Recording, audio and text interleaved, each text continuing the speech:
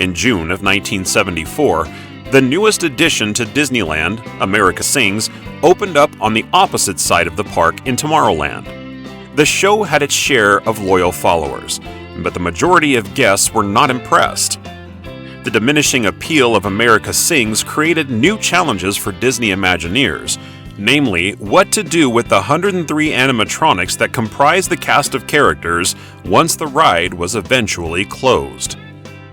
At an average cost of $100,000 each, Tony Baxter was determined to save the robotic critters from the scrapyard and repurpose them once he saw an opportunity to do so.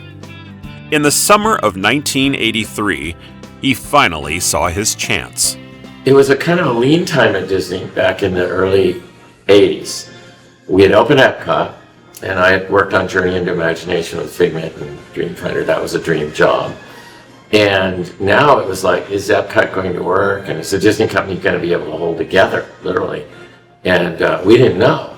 And there was talk and rumors about Disney being taken over and bought and sold for its components.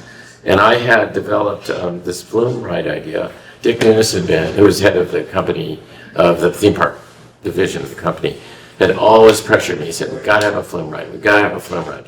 And I felt like we shouldn't do a flume ride unless we have an idea that makes it really different from anybody else. The main event of the ride, the 52 drop of the falls of Chickapin Hill, had never been done before at any of the Disney parks.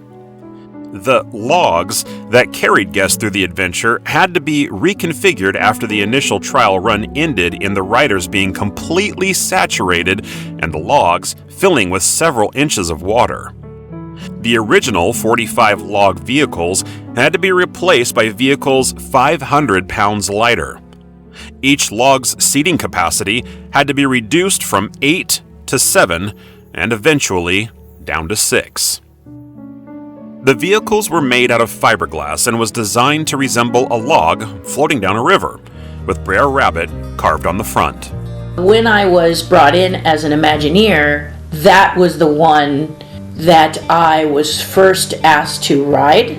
So I wrote it, I went and I wrote it, and then I was asked to create, as an audition piece, Brer Fox. They were going to replace Brer Fox. So the first thing they had me do is, if you were going to create Brer Fox, what would you do?